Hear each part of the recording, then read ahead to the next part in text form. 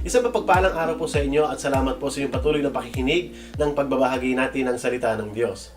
Mahigit isang buwan na po tayo nagkakaroon ng Enhanced Community Quarantine at marahil marami na pong pamilya ang umaaray at nasasaktan sa krisis na ating pinagdaraanan.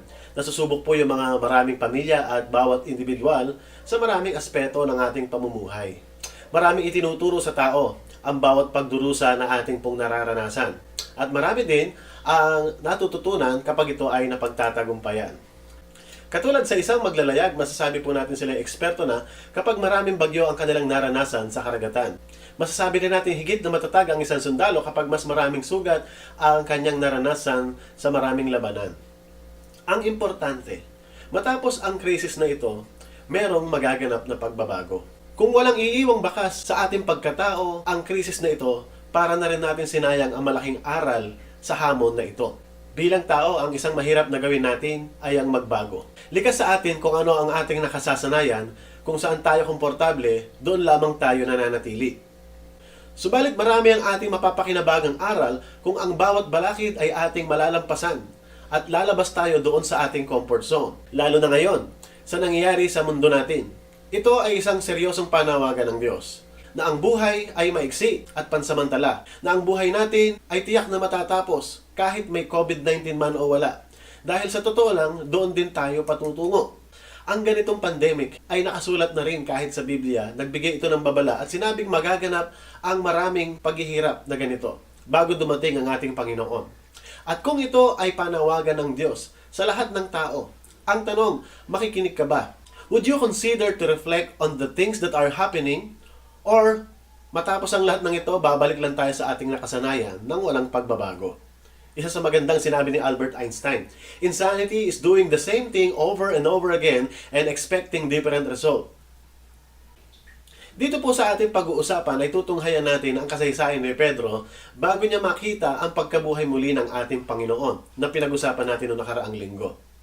Matapos niyang itanggi ang ating Panginoon Kristo dahil dinakip ang ating Panginoon ng mga sundalo at linitis ng iligal, nagkaroon siya ng takot sa kanyang mga nakita. Natakot siyang maranasan at baka madamay siya sa pagdurusang mararanasan ni Jesus. At doon ay tumilawak ang manok, bigla nang naalala ang sinabi ng ating Panginoong Jesus na siya ay kanyang ipagkakanulo. Sobrang nalungkot si Pedro. Tumakbo siya at umiyak. Pinag-isipan niya maigi ang naging matinding pressure na kanyang naranasan. Dumating ang pagkakataong naipako na si Kristo doon sa krus.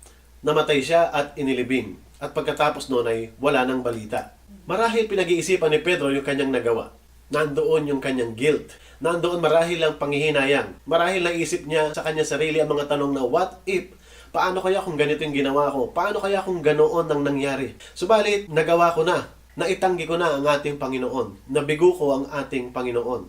Isa sa tanong na ating sasagutin ngayon ay, ano ang gagawin niya matapos ang matinding karanasan na ito? Pagkatapos nito, ano ang mga naulit na mga bagay? Or ano yung mga bumalik lang sa dati? Meron kayang pagbabago? O walang pagbabago? Anong bagay o katotohanan ang maaaring magpanumbalik sa kanya? Basahin po natin sa aklat ng 1 chapter 21 verse 2. Magkakasama sina Simon Pedro, Tomas na tinaguriang kambal, Natanael na taga-Cana Galilea, ang mga anak ni Zebedeo, at dalawa pang alagad. Sinabi sa kanila ni Simon Pedro, mangingisda ako. Sasama kami, sabi naman nila. Umalis sila at lumulan sa bangka, subalit walang nahuli ng gabing iyon. Nang magbubukang liwayway na, tumayo si Jesus sa pampang, subalit hindi siya nakilala ng mga alagad. Sinabi niya, mga anak, mayroon ba kayong huli? Wala po, tugon nila. Ihulog niyo ang lambat sa gawing kanan ng bangka at makakahuli kayo. Yun ang sinabi ni Jesus. Inihulog nga nila ang lambat at hindi nila ito mahila sa dami ng nahuli. Sinabi kay Pedro ng alagad na minamahal ni Jesus, ang Panginoon iyon. Nang marinig ito ni Simon Pedro, siya'y nagsuot ng damit sapagkat hubad siya at tumalon sa tubig. Ang kasama niya mga alagad ay sumapit sa pampang, sakay ng munting bangka, hila-hila ang lambat na puno ng isda. Hindi sila gaanong kalayuan sa pampang, mga 70 metro lamang. Pag-ahon nila sa pampang ay nakakita sila roon ng mga baga na may isdang nakaihaw at ilang tinapay. Magdala kayo rito ng ilang isdang nahuli ninyo, sabi ni Jesus. Kaya't sumampa sa bangka si Simon Pedro at hinila sa pampang ang lambat na punong malalaking isda. 153 ang lahat. Hindi napunit ang lambat kahit ganoon karami ang isda. Halikayo at magalmusal tayo, sabi ni Jesus. Isa man sa mga alagad ay walang nangahas magtanong sa kanya kung sino siya sapagkat alam nila na siya ang Panginoon. Lumapit si Jesus, kinuha ang tinapay at ibinigay sa kanila, gayon din ang isda. Ito ang ikatlong pagpapakita ni Jesus sa mga alagad pagkatapos na siya ay muling mabuhay.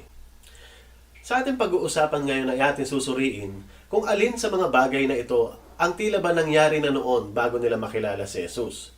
At yung matapos nilang makilala ang ating Panginoon at makitang nabuhay muli. Makikita natin dito, pareho ang lugar na pinangyarihan. Ito yung lawa ng Galilea. Sa ibang salin ay Genesaret at maging Tiberias. Pero ito'y tumutukoy lamang sa isang body of water. Pareho din ang mga tauhan na ating makikita. Si Pedro kasama ng mga ilang alagad at pareho rin ang kanilang ginagawa. Muli silang nangisda. Ang resulta, pareho din. Pareho silang walang huli, katulad nung nauna. Pareho ang kanilang naramdaman na sila'y napagod, na prostrate. Pareho din ang himala na kanilang naranasan. Yung paghiling ng ating Panginoon Kristo na ihulog ang lambat sa tubig at pagkatapos ay pareho din ang kanilang reaksyon na sila'y gulat na gulat dahil sa dami ng kanilang mga nahuli. At bandang huli, nakita natin pareho din ang resulta na nahayag ang kalwalhatian ng ating Panginoon. Subalit sa istoryang ito, masasabi natin meron ding mga bagay na nagbago, na mga bagay na hindi na naulit. Makikita natin ang reaksyon dito ni Pedro, dati, lumayo kayo sa akin, Panginoon. Subalit ngayon, nung malaman niyang ito ang ating Panginoon Kristo, dali-dali siyang nagsuot ng damit at siya ay tumalon, lumangoy, papunta doon sa pampang upang puntahan ang ating Panginoon. Malaki ang naging pagkakaiba. Mapapatunayan natin dito yung katotohanan na walang kinatagpo ang ating Panginoong Yesus na walang naganap na pagbabago sa kanyang buhay. No one meets and knows the Lord Jesus Christ and yet remain the same. Kaya ano yung aral na ating makikita ngayon sa mga talatang ito? Ano yung tinuturo nito sa atin? Number 1, gawing prioridad ang Diyos sa ating buhay. Ito yung itinuro ng ating Panginoon sa kanila nung sila'y tawagin para maging fishers of men. Actually, ang maging prioridad ng Panginoon ay isang utos na makikita natin kahit sa lumang tipan. Makikita natin ang inuutos dito na love the Lord your God with your all. Ng ating lahat-lahat.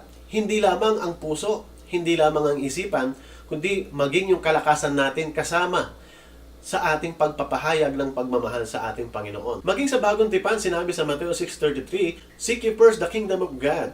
Pag sumakita natin na pagharian tayo ng Panginoon o maranasan nating mapasama sa kaharian ng Diyos, above all things, God must be our priority. He must be the center of our lives. Noon, pinakita ni Jesus sa kanila, kasama ng kanyang mga alagad, kung sino siya. Ang kanyang panawagan ay sumunod kayo sa akin at gagawin ko kayong fishers of men. Magdadala kayo ng maraming pagbabago sa buhay ng tao by preaching the good news.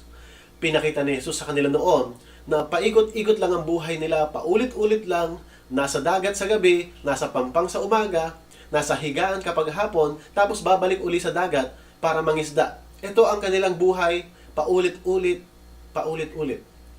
Subalit tinuruan sila ni Jesus, kasama ang mga disipulo, para ihanda sila sa isang misyon. At ano ang kanilang misyon? Ang dalhin ang mabuting balita. Ang balita tungkol sa ating Panginoong Kristo. At minsan may tatanong natin, bakit nga ba ito masasabing mabuting balita? Ang kakaiba sa balitang ito ay dahil ito ang sasagot sa pinakamatinding pangangailangan ng tao. Mapapansin natin, ang pinakamatinding pangangailangan ng tao ay hindi ang karamdaman. Kaya ang pinadala ng Diyos ay hindi manggagamot. O kahit maging sabihin natin vaccine. Hindi yun ang pinadala ng ating Panginoon.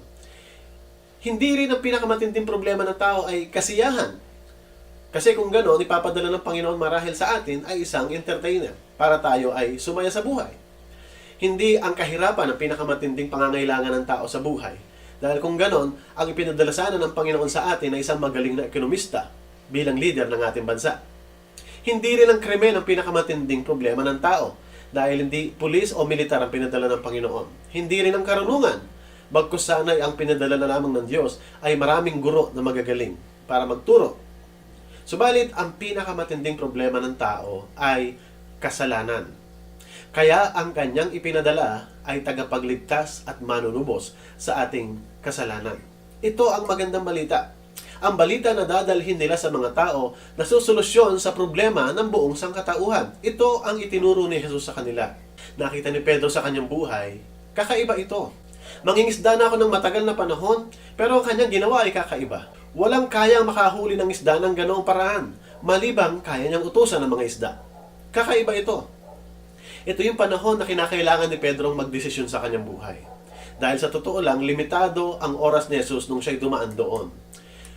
Ang kanyang choice ay kung i-enjoy niya ang mga isda, ang mga blessing na binigay ni Jesus, ibebenta niya, kikita siya, mabubusog siya, sasaya siya, matutulog siya, pero kinabukasan, babalik uli siya doon sa dati niyang buhay, mapapagod, mangingisda, matutulog, babalik uli sa dati. Or maaring makita niya na kahit nakaka-bless ang maraming isda, ang pinakamagandang bagay na gawin ay sumama doon sa nagbibigay ng isda. Mas magandang magtiwala doon sa source ng blessing. Kaya mula noon, marami ang mga nabago sa routine ng buhay ni Pedro. Marami siyang nakita, marami siyang naranasan. Maging yung mga kahirapan na naranasan ni Jesus, sinabi itong lahat sa kanila. Hindi ito sorpresa sa kanila. Nagsabi pa nga si Pedro na, Panginoon, hindi ako papayag na mangyari ito sa inyo. Handa akong mamatay para sa inyo. Subalit ang nangyari ay, hinuli si Jesus, nilatigo, pinahirapan, kitang-kita ng kanyang mga mata ang pagdurusa ng ating Panginoon sa kanyang harapan. Marahil na itanong niya, gusto ko bang madamay sa mga pagdurusang ito? At dahil doon, nagawa niyang itanggi na kasama siya ng ating Panginoon Kristo. Ikalawang bagay na ating dapat makita, ang pagsubok ay may layunin sa ating pananampalataya. Dalawa ang posibilidad na pwedeng mangyari. Una ay ang sumuko na lamang at huwag nang magpatuloy. O kaya naman, ay tumibay siya pagkatapos niya mapagtagumpayan ang pagsubok na ito. Tatatag ang kanyang pananampalataya. Nakapanghihinayang ang kanyang naging karanasan. Naroon na siya ay nagsisi, umiyak, at marahil nasabi sa sarili niya, wala na ang Panginoon. Patay na yung ating inaasahan. Subalit, ang susunod niyang gagawin ay mas higit na nakalulungkot. Ang kanyang sinabi doon sa verse 3, mangingisda ako. Sinabi rin ng kanyang mga kasama, sasama kami. Kaya sila ay umalis at lumulan sa bangka. Subalit, wala silang nahuli ng gabing iyon. Marahil nakalimutan na nila ang pangako o yung habilin ng ating Panginoon na siya ay makakaranas ng hirap sa kamay ng mga sundalo at siya'y mamamatay at siya'y mabubuhay uli. Na dapat siyang magpakatatag at dapat niyang ipagpatuloy ang utos na inihabilin sa kanya ng Panginoon at siya ang dapat mag-alaga at magpalakas sa ibang mga alagad. Subalit ang kanyang sinabi, babalik na lang ako sa pangingisda. Bumalik siya sa dati niyang ginagawa at nakalimutan na ang iniutos ng Panginoon sa kanya. Marahil nakalimutan niya na ang kanyang pangako sa Panginoon na kahit hanggang kamatayan, siya ay susunod. Pero makikita natin ang pangatlong puntos sa ating pag-aaral na ito. Makikita naman natin ngayon ang pangatlong puntos sa ating pag-aaral. Ang pagpapala at kalakasan ay nagmumula kay Jesus. Ano ang naging reaksyon ni Jesus nung makita niyang nangingisda silang muli? Mapapansin natin dito na hindi naman agad-agad pinagalitan ng ating Panginoon Jesus si Pedro dahil bumalik na lang siya sa pangingisda. Itinuwid lamang niya ang kanilang priorities, ang kanilang kaisipan o perspective, at muli silang ni-remind sa kanyang mga pangako. Dito natin makikita sa istorya na si Jesus pa rin ang susi kung bakit sila nakahuli ng napakaraming isda. Sinasabi ng Panginoon sa kanila na kung wala ang pagpapala ng Panginoon sa kanila, hindi ipagpapalain ang kanilang ginagawa. Na kung nais ng mga alagad ng pagpapala o kahit ng mga isda, ang Diyos pa rin na may kakayahang makapag-provide nito. Walang pagkakaiba doon sa nauna nilang karanasan. Ang Panginoon pa rin ang makapagbibigay ng pangangailangan ng mga alagad. Dahil siya ang may-ari ng lahat. At ating makikita dito na bukod sa mga isda na ibinigay ng Panginoon bilang himala, meron ang nakahandang luto na isda na naghihintay sa kanila. At may kasama pang tinapay. Marahil na itanong sa kanila ni Jesus ng banayan, mangingisda pa rin ba uli kayo? Or parang bumalik lamang sa dati? At pagkatapos ay makikita natin sa panghuli ang panawagan ni Jesus. Ang sabi niya ng banayad sa kanila, hali kayo at mag-almusal tayo. Sa verse 13 ay sinabing, kinuha ang tinapay, ibinigay sa kanila, at gayon din ang isda. Ano ang magandang aral na ating makikita rito? Marahil ang mensahe ng Panginoon sa kanila, anuman ang inyong gawin, I am still the provider. I am the sustainer. Gawin ninyo ang gawaing iniuutos ko sa inyo at itinuturo ko sa inyo, ako ang bahala sa inyo. Ano-ano pa ang mga makikita nating aral na pwede nating mapulot at may apply sa ating buhay? Marahil katulad tayo ni Pedro, na ang ating kaisipan ay babalik na lang sa dati, manghuhuli na lang ako ng isda. Ano ang epekto sa atin ng pagkakakilala natin sa Panginoong Yesus? Lalo na ngayong dumadaan tayo sa pagsubok, ano ang ating gagawin? Mga kapatid, isa sa marahil na panalangin ng maraming tao ngayon sa pinagdaraan ng pagdurusa ay alisin na ng Diyos ang pagdurusang ito. Lord, sana matapos na ang COVID-19, mawala na sana ang mga problema. Subalit, paano nga kaya kung dinggin tayo ng Panginoon at agaran niyang alisin ang problemang ating pinagdaraanan? Magandang isipin, ano ang mangyayari pagkatapos? Kung alisin nga ng Panginoon ang problema, meron kayang pagbabagong mangyayari sa atin? Or matapos ang problema, babalik lang tayo sa dati. Uulitin lang natin ang lahat at tila ba walang nagbago. Wala bang magbabago sa ating mga priorities? Sa pagpapahalaga sa pinahiram sa ating buhay? O kaya naman ay sa ating kapwa? Napag-isipan ba natin ang tungkol sa ating mga pinansyal na bagay? O maaaring kahalagahan ng pagpaplano at paghahanda sa ating buhay? Nakita ba natin na ang buhay hindi lamang tungkol sa kasiyahan? Paano nga kaya kung alisin na ng Diyos ng mabilisan ang problemang ito? O maaaring maging katulad tayo ng ibang alagad na tubugon kay Pedro na sasama na lang kami. Katulad ka rin ba nila na maaaring maimpluwensyahan ng nakararami? Or manatili na lamang doon sa dati at wala nang pagbabago? Hindi man lang magsusuri sa mga nangyayari sa buhay na ito. Na kung ano yung takbo ng kaisipan ng nakararami, gagayahin na lang. Mga kapatid, seryoso ang nangyayari sa ating panahon ngayon. Hindi biro ang banta ng sakit na ito. Magandang pagkakataon ito para tayo makinig sa panawagan ng Diyos na magsuri din ang ating relasyon sa ating Panginoon. Ating makikita sa Mateo 7:13-14 na sinasabi doon, maluwag ang pintuan at malapad ang daan patungo sa kapahamakan. At ito ang dinaraanan ng marami. Ngunit makipot ang pintuan at makitid ang daan patungo sa buhay at kakaunti lamang ang mga nakasusumpong niyon. Mabigat na paalaala ng sinasabi ng ating Panginoon, hindi dahil nakararami nangangahulugan ay tama. Huwag tayong magiging panatag na ang ating ginagawa ay tama dahil ito rin ang nakikita natin sa iba. Ang ating maging batayan dapat bandang huli ay naaayon ba ang aking ginagawa doon sa sinasabi ng ating Panginoon. Huwag tayong tumulad sa karamihan. Huwag tayong papayag na wala tayong matututunan sa mga bagay na pinapahintulot ng Diyos na nangyayari sa ating kapaligiran ngayon.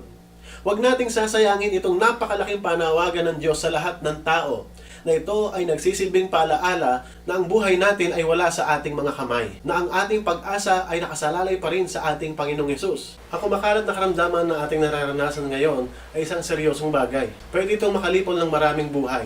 Pinapakita rin ito sa lahat na sa bandang huli, ang Diyos pa rin ang huli nating pag-asa. Nakalulungkot ngang tignan na kahit sa mga minamahal nating mga frontliners, mga bayani nating doktor, even sila ay may limitasyon ang kanilang mga kakayanan. Kahit sila ay tinatamaan at namamatay rin sa karamdamang ito.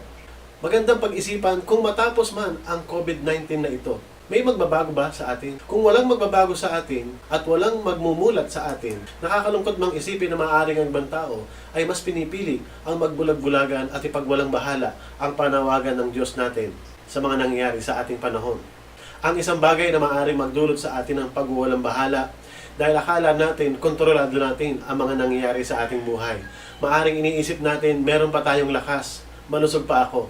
Hindi po tayo nakakasigurado sa mga nangyayari sa panahon natin ngayon. Sa pagkakataong ito na kayo ay nakikinig, ang kabuang cases sa buong mundo ay umaabot na po sa 2,308,000 mahigit. At ang mga taong namatay na dahil sa karamdamang ito ay umabot na sa 158,870. And these are not just numbers, they are people. Maaaring nakikita natin sa ating mga telebisyon na para mga numero lamang ito na binabalita. Pero mga kapatid, ang mga ito ay tao tunay na tinatamaan, tunay na nagdurusa sa nangyayari. Maaring you will not care unless it will happen to us. Maaring ang magpapabago sa atin ay kapag ito ay naranasan na natin. O maaring tumama ito sa mga mahal sa buhay.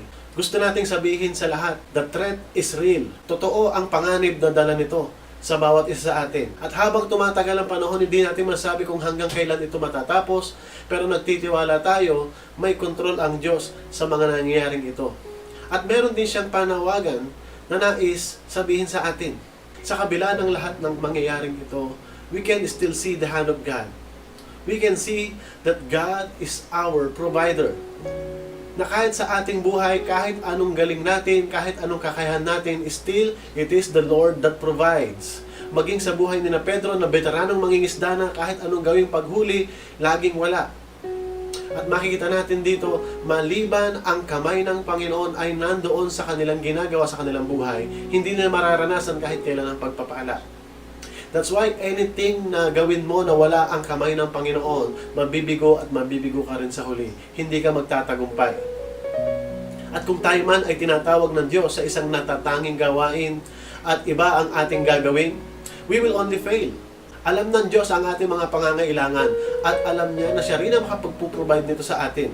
Katulad sa mga alagad. Ang kayang ibigay hindi lamang isda, kundi higit pa.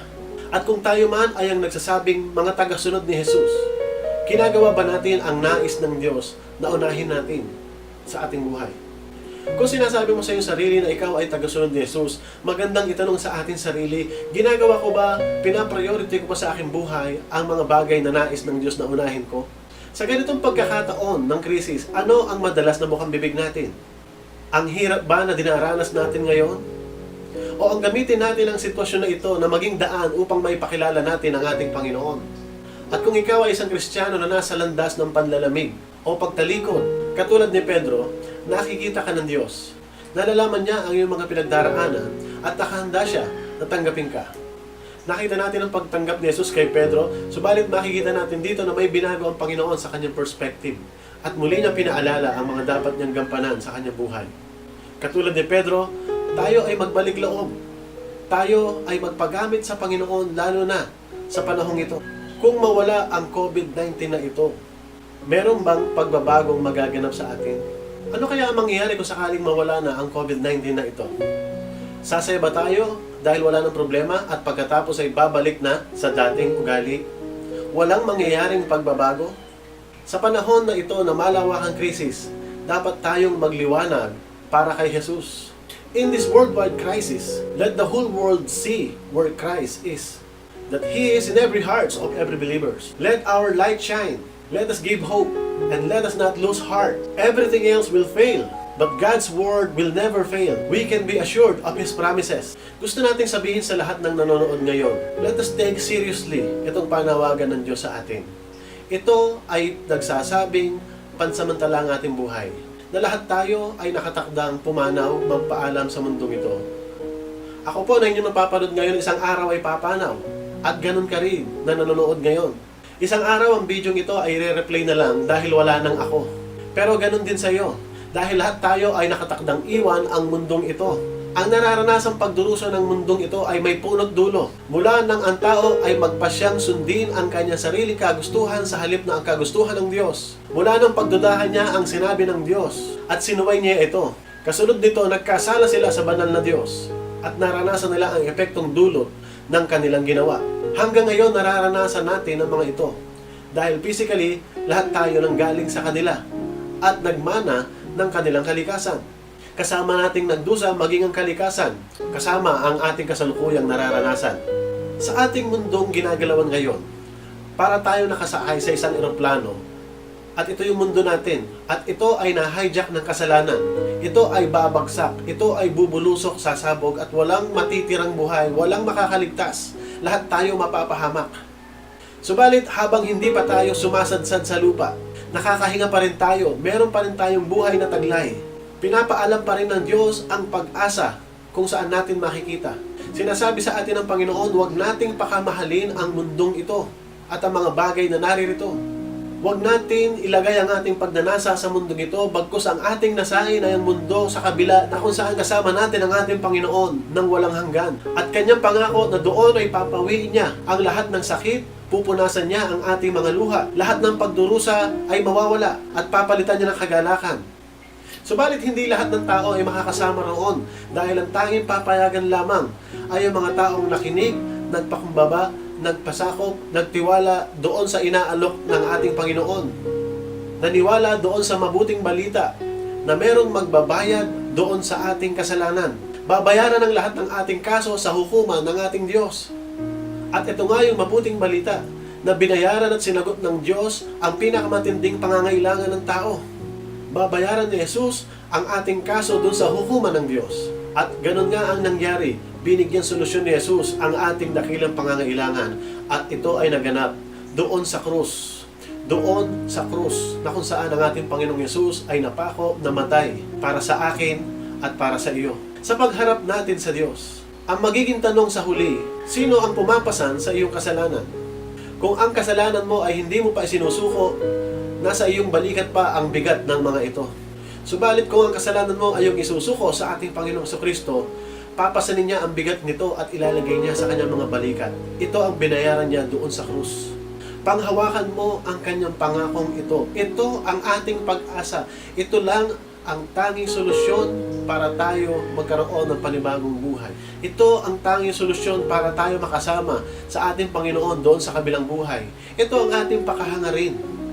Nung namatay ang ating Panginoong Yesus doon sa krus, ito'y ginawa niya ng buong pagmamahal para sa akin at para sa iyo. Panghuli, matapos ilibing si Jesus, siya ay nabuhay muli. Siya ay nagpakita sa maraming tao at ang mga iba ay sinulat ito. Ang pagkabuhay muli ng ating Panginoon Kristo ang nagbigay kalakasan din kay Pedro na makabangon muli doon sa kanyang pinagdaanang mabigat. Ito rin ang dahilan kung bakit naging mas matibay siya sa pagharap ng kahit anong hamon man sa kanyang buhay. Ang Panginoon ay umakyat sa langit at nangakong magbabalik muli. Babalik ang ating Panginoon. Babalik siya at tayo ay haharap lahat sa Kanya. Magandang itanong, nakahanda ka ba? Sa eskwelahan kapag may biglaang exam, ang mga kinakabahan na estudyante ay yung mga hindi nakapaghanda. Subalit excited ang mga tao nakapag-review. Sa pagbabalik ng ating Panginoon, ano ang iyong nararamdaman? Maaring kinakabahan ka? O maaring may pananabik ka sa pagbabalik muli ng ating Panginoon? Itanong sa ating sarili, ako ba ay handa na? Biyaya ng ating Panginoong Diyos kung tayo ay may buhay sa bawat umaga. Ang dahilan ng pagtibok pa rin ng ating mga puso ay dahil may kapahintulutan galing sa Kanya. Kung bakit nakakapanood ka pa ng bidyong ito ay dahil niloloob niya. The Lord is giving us hope. The Lord is giving us chance. We must thank Him for His mercy, for His grace. Ano ang gagawin mo ngayon matapos kang bigyan ng paalaala ng ating Panginoon? Meron ka lamang dalawang options. BSDU. Balik sa dating ugali. You may pray and pray na matapos na ito. And kapag natanggal na ang mga pagdurusang ito, if you are only after convenience, masaya ka kasi wala nang problema. Pero haharap ka pa rin sa huli sa pinakamatinding problema dahil isang araw aalis tayo sa mundong ito. Or maganda ay palitan natin ang BSDU. Bagong simula at Diyos na ang unahin.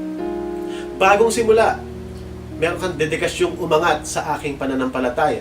Dedikasyong umangat sa paglilingkod sa ating Panginoon.